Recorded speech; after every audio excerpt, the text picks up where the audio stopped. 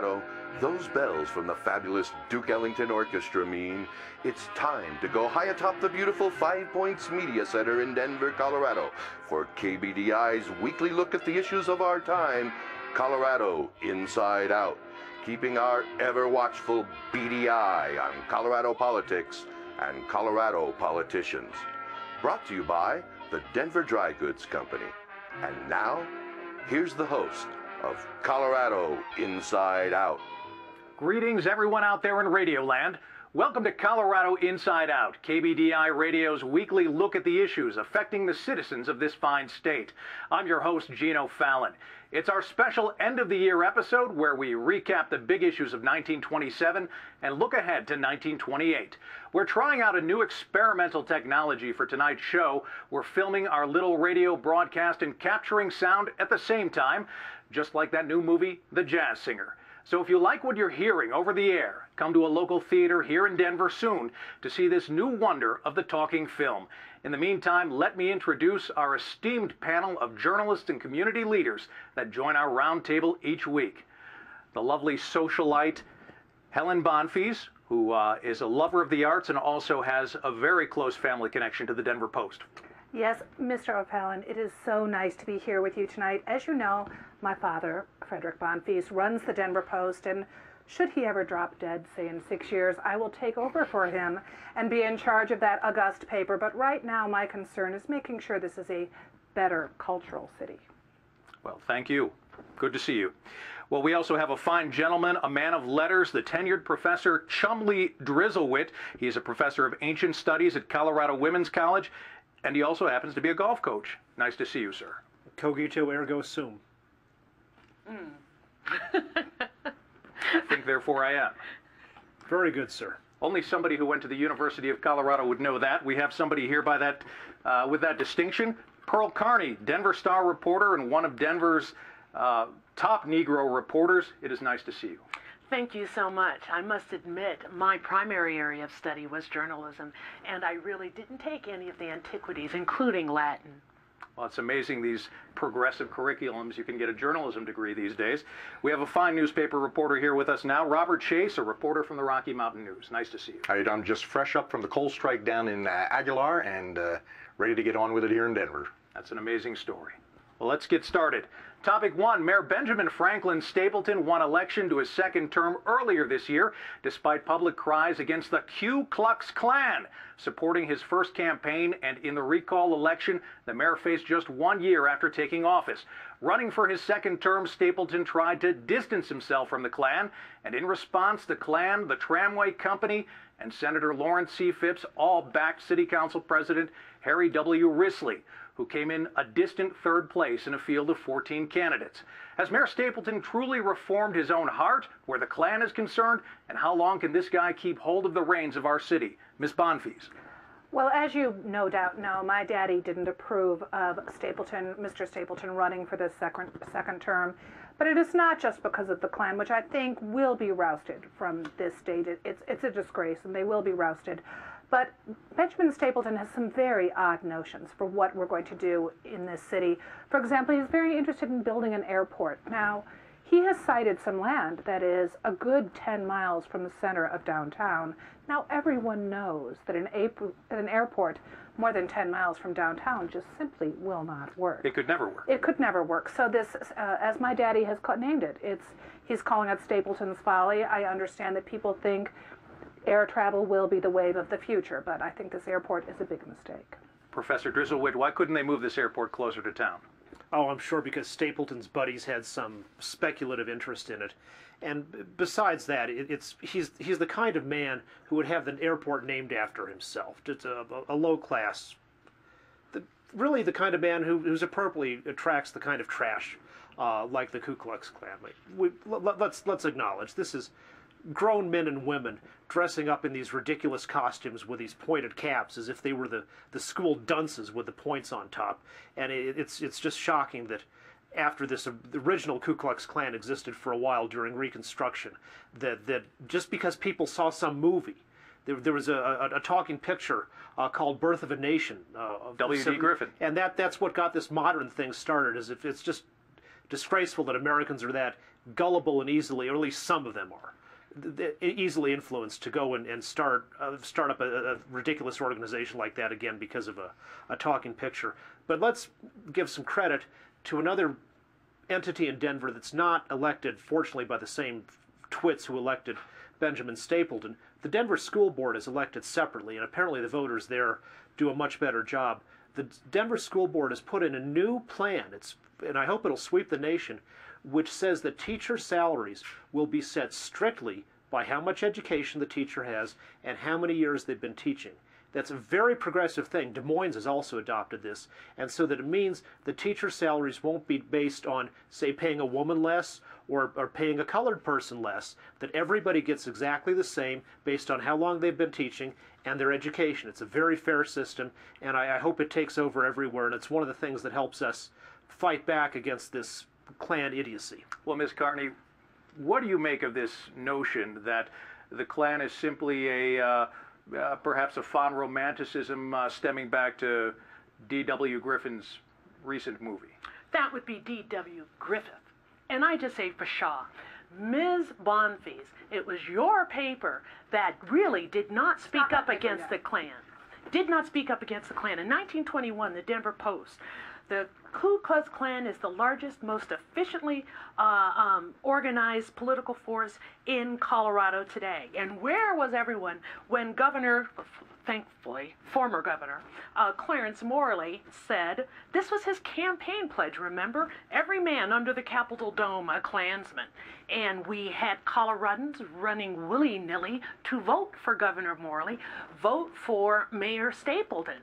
And it's just by the stroke of luck that he survived the recall. In fact, I was so disgusted this last election that I was not able to cast my vote. But I do say that I think we have a fair number of hypocrites sitting around this table. The Klan has been running Colorado and running it hard, running it furiously, and I've not heard much of a hue and cry from the folks sitting around this table. Well, Mr. Chase, in fairness to the Klan, was there anything socially redeemable that we could... Fairness to the Klan? Well, I'd have to disagree with Miss Pearl here, to my right. To my right. But I think the Klan is on its way out, and I think you've seen the end of hate in this city. Never more will you see any more hate in this city, because the Klan, the influence has just died. Councilman Risley's poor showing in that runoff, and Mayor Stapleton's repudiation of the Klan, Senator Rice Means has been voted out. I think that we've seen the end of hatred in this fair city of ours. I think that Mayor Stapleton is all about business, and by picking this site, well, sure, he bought the dairy farm from Mr. Cannon, but I think it makes sense to abandon the old airport at 38th and Dahlia, the old Lowry Field. We should get out of there because there's too many homes around it. Move it out there. You'll never see the city move out that far. It's a very safe place to put it, because flying is dangerous. Can I say, Mr. Chase does make one point, not about the end of hate. Oh, I don't think so, not with what's going on in Denver. But the airport idea, I think you two will rue the day. This is the up-and-coming thing. Look, our neighbor to the east, Kansas City, opened their airport. Denver's got to get involved. And in that way, I do think that Mayor Stapleton is ahead of his time in only that area. I must respectfully disagree with you, Ms. Carney. We have not had the vote long enough that you can ignore it. You must vote. Well, I can't vote for anyone who doesn't serve my interest or those of other Negroes? Absolutely not. I'm an American. I can vote or not. Fascinating discussion, folks. Okay, it's time to take a break and hear a word from our sponsor. Ladies and gentlemen, this evening's exciting radio broadcast is brought to you by the Denver Dry Goods Company, where you can get anything from seed for next spring to the long flannels you'll soon need. And now, back to our program. And we're back, and if you're just joining us, let me tell you again who's joining us for our panel for our 1927 Year in Review. We have socialite Helen Bonfils, Ancient Studies Professor Chumley Drizzlewitt, Denver Star reporter Pearl Carney, and Robert Chase, reporter for the Rocky Mountain News. Topic 2. This year, the state of Massachusetts executed Italian anarchists Sacco and Vanzetti for the murder of 2 guards during a bank robbery in 1920. Anti-immigrant and Red Scare sentiments appear to have played a role in their convictions. Meanwhile, here in Colorado, immigrant Catholics continue to be a favorite target for Klan violence. Are Colorado citizens or the rest of America ready to end all the ethnic, racial, political, and labor strife against immigrants that we have witnessed so far this year? Professor. We were talking about the Ku Klux Klan recently, and I think Cato the Elder would have recognized both the Ku Klux Klan and Sacco and Vanzetti as the same kind of terrorist scum that need to be eradicated. The Sacco and Vanzetti were followers of an Italian anarchist named Gallieni, I believe, and they were an organization that was involved in the bombing of Attorney General Mitchell Palmer's home several years ago. Sacco and Vanzetti actually called in 1926 in a newsletter put out by their own supporters for more violence by their fellow Italian anarchists. It's not even really the right name in the sense they call themselves anarchists, as if they just wanted a peaceful society with no government. They want violence and terror, just like the Ku Klux Klan. And it's sort of ironic that the Ku Klux Klan and the supporters of Sacco and Vanzetti are so divided, because one's Italian and one is old American stock, but they're really both two sides of the same coin of human decay and degeneration. Justice Felix Frankfurter wrote a very good article on the justice of the Sacco and Vanzetti case. It appeared in the Atlantic, as you know, earlier this year. And there were irregularities in the trial, and for that reason the governor of Massachusetts actually delayed the execution even further for a new kind of scientific examination about the bullets used in the murder. And they brought in a scientific expert who showed that the bullet that was used to kill that poor man in 1920 did in fact come from Sacco's .32 caliber Colt firearm. So they killed two people in 1920, and it's really outrageous that it's taken until 1927 to execute them, and I say good riddance to them. 7 years to exercise the death penalty. Seems like an eternity. Ms. Carney. Oh, well, for goodness sake, this is outrageous. I actually don't know if Sacco or Vanzetti were guilty, but when your trial judge calls you those anarchist bastards, that's telling me that you did not get a fair trial. We cannot look at, excuse me, I'm so sorry, but I have to object to how you even introduced the story. You called them anarchists. That's what everybody focused on. They're Italians. They're anarchists. And if your question is this hate going to end? Is this ethnic strife going to end? Absolutely not. I disagree with Mr. Chase with what he said earlier about hate is done in Denver.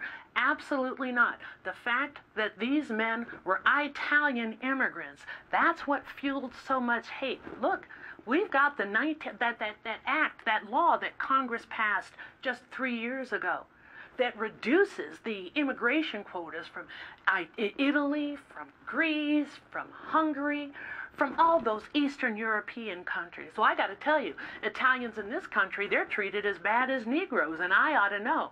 So now, and you know what a consequence is? You know what a consequence is of that immigration that's stopping those darker Europeans from coming over here? Thousands and thousands and thousands of Mexicans are coming. Yeah, let's give white folks a little while. I bet you they'll be really mad about the Mexicans. You think? I'm thinking they will. I'm thinking they will. Mr. Chase, do you agree that anarchists are people too? Well, sure they are, but are they people we want around? That's the question. The business community, the white business community in this city and this state, at the same time is actively importing and encouraging this immigrant labor to come here. Because after all, the Italians in the coal fields in southern Colorado, the Eastern Europeans who are working in Leiden and up in Weld County who are now on strike, they're doing the jobs that Coloradans don't want to do. So it is the business establishment that's bringing them in here in the first place. So I do think that you'll see a melting pot to some degree as that demand just continues to outstrip the supply. Interesting. Ms. Bonfils. Well, I would like to remind all of you, including Ms. Carney, that 70 years ago, none of us were here. That all of us are immigrants to some extent. You know, I've been out finishing school, back east, and I can see that there's a lot more, the melting pot is boiling over there, but I think here we have an opportunity to all, if we are willing to come in and work hard, be part of this city, make a better city. The Italians here and down in the Donargo market, I don't know what we do, without them growing so much of our food and running our shops. So I think it's possible to come in and try to fit in and but you want to make sure they appreciate our way of life here. I mean, that's what we fought for. Follow up the Sacco and Vanzetti, those infamous murders, were actually what finally got Congress to pass the immigration restrictions a few years ago. There had been a long time pressure by the labor unions, especially the American Federation of Labor and others, because of course the corporations and the trusts want to bring in all this cheap labor from Southern and Eastern Europe and reduce the prices, the wages they pay to the working Americans and use them as strike breakers. And the notion that this is somehow because Italians and Greeks are swarthy, that was the basis of the restrictions. The restrictions also were very strict on Russians, Hungarians, Poles, Balts, people who aren't swarthy in the least. And the idea that Mexicans are going to be some problem is entirely different. These people come over in braceros, they work in the fields, and then they go back home to Mexico with some more money. That's not at all like the situation we have from Eastern and Southern Europe. Ms. Carney, a final thought on this. Oh, Mr. Fallon, oh, bunk. When President Coolidge signed the National Origins Act in 1924, he said, America must be kept American. Now, that's code word for white. That's code word for white European. Because, it's funny, England doesn't have a quota, but it's those countries in Eastern Europe, and Jews, they really don't like those Jews. I'm telling you, that's going to be the case, and it's only a matter of time before these white folks turn on the Mexicans who are coming into this country. Some interesting food for thought. Let's get on to topic number 3. 1927 has been a year of technological wonders. Lucky Charles Lindbergh crossed the Atlantic last spring. The scientific world is bustling, and just 2 months ago, sound came to the world in the form of Al Jolson's new movie, The Jazz Singer. And even tonight, our regular weekly radio broadcast is also being filmed. We're testing this marvelous new technological advancement and plan to show this talking picture somewhere in Denver's downtown theater district very soon. Do these new forms of disseminating information threaten the newspaper and publishing industries? Ms. Carney, what do you think? I make my living from a newspaper, but I believe our days are numbered. I can take it back to the telegraph, to when we got electric lights, the telephone, the radio. I do believe that with this new way to communicate information, it's going to make our world smaller. So I don't know. And actually, I'd like to know where you learned how to do the radio, because I'm thinking of changing careers. I don't want to be left with a pencil and pad and no job. There's an interesting school around the corner. I'll give you their Is that card. really? Thank you very much. Do they take Negro women? No, they don't. But they might. Mr. Chase, your thoughts? Well, I think Ms. Pearl is overstating the case here, because I think what will happen is, we have the transatlantic cable now. We have television, or we have the television being tested out. We have radio. And I think that what will happen is the news that's being disseminated over them is originating from the newspaper newsrooms. That's where the news is coming from, the Associated Press. Very interesting. Ms. Bonfils. Well, I think we all know we will never see any intelligent discourse on this talking picture. If you want serious, intelligent reportage, you will look at the Denver Post, for example, not Mr. Chase's paper. We are in the middle of a very, very an amazing newspaper war right now. I mean, we have started at the Denver Post a morning paper to compete with the Rocky Mountain News, and the Rocky Mountain News has started an afternoon paper to compete with us. Not a very good one, I might say, but the newspaper war has never been as bad as it is right now, and I'm certain that within a year or two, the Rocky Mountain News will just surrender, and we'll be down to a one newspaper town. But I think people will always depend on daily newspapers for that intelligent reportage. Professor, could you ever imagine a possibility, a world in which moving pictures and sounds that fly right by you could replace the permanency of letters? Oh, of course not. I mean, imagine people trying to get their news from the radio, which is now well developed. it's fine if you're in your living room and you happen to be listening at the time that a news broadcast is on, but with a newspaper, you can pick it up and carry it around and go about your business. Who could imagine carrying around a radio, even if you had a cord long enough to supply the power? Newspapers will be around for a very, very long time, probably many centuries to come. They're centuries old and have a wonderful future.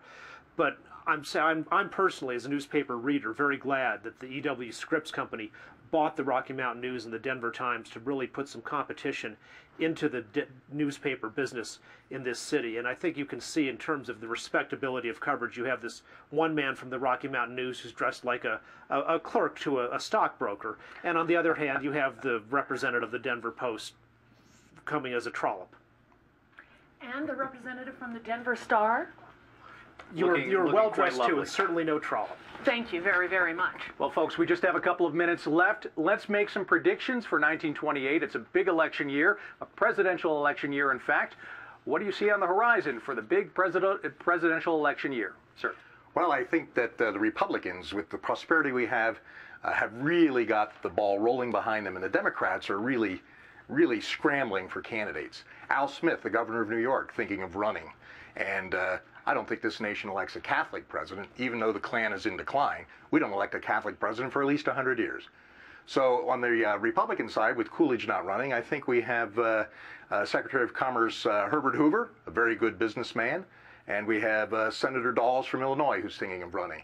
And so I stopped by the Denver Mint on the way over here, and I picked up a freshly minted 1927 Liberty Quarter, and I think it's a coin toss, and it would be Hoover. Well put. Ms. Bonvies. What?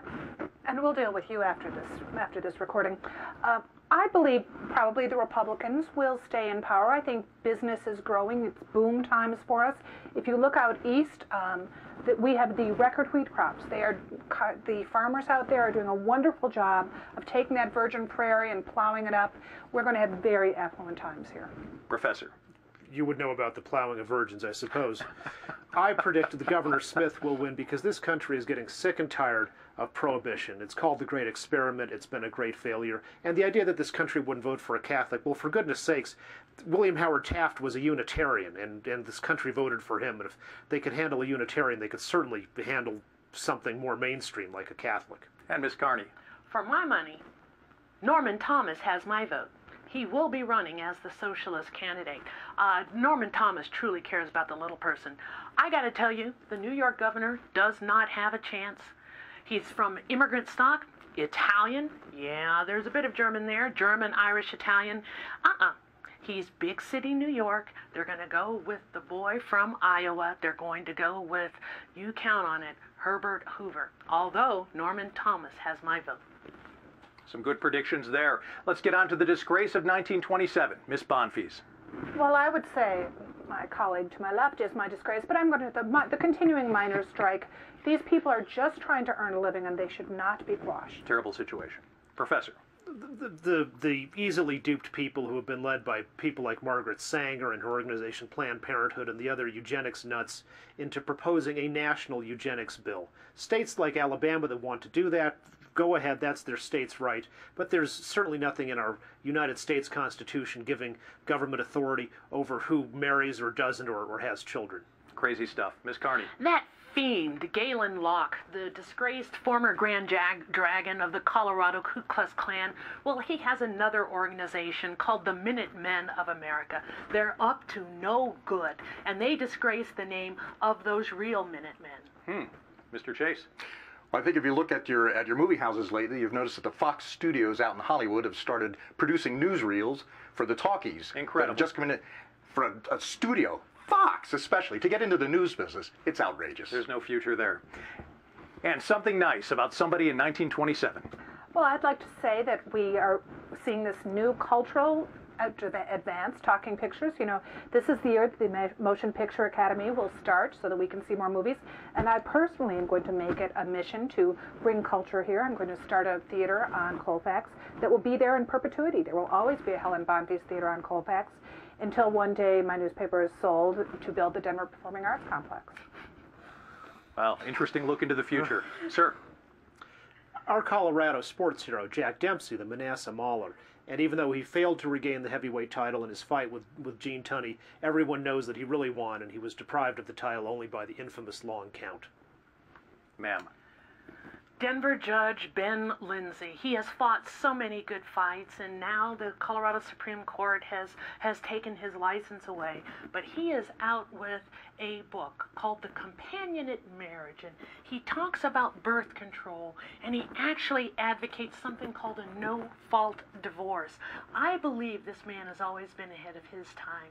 So, Benjamin Lindsay, wherever you land, best of luck. Okay, and fine, sir. Well, if I could just get a little personal, I've just proposed to a fine woman at my work, Mary Coyle, and we're going to be married next year. And I dare say she's a very fine writer in her own right, and she plans to go into playwriting. And I wouldn't be surprised if she didn't win a Pulitzer Prize at some point. Well, no offense, sir. I don't know if she's that good. Well, thanks for joining us on our little excursion to 1927. We hope you enjoyed the ride in the time machine. From everyone here at Channel 12, I'm Raj Chohan. Merry Christmas and Happy Holidays.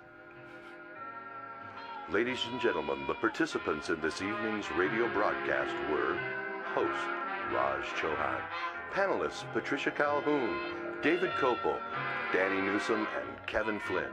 The producers were Dominic Dezzutti and Larry Patchett. Directed by Stephen Zinn. Technical direction by Kenneth Hendricks. Audio by Larry Patchett. Floor directors Suzanne Aikman. Camera operators Steve Clodfelter, Chris Missling, Tricia Mentor, and Jim Bergstead. Engineered by Manuel Thane. Lighting by Kenneth Hendricks, Manuel Thane, and Chris Missling. Executive producer Kim Johnson. A special thanks to the Denver Public Library Western History and Genealogy Department for use of their fabulous photos. And also special thanks goes to Steve Stevens for letting us borrow this swell mic. Copyright 1927 and 2007 KBDI Colorado Public Television.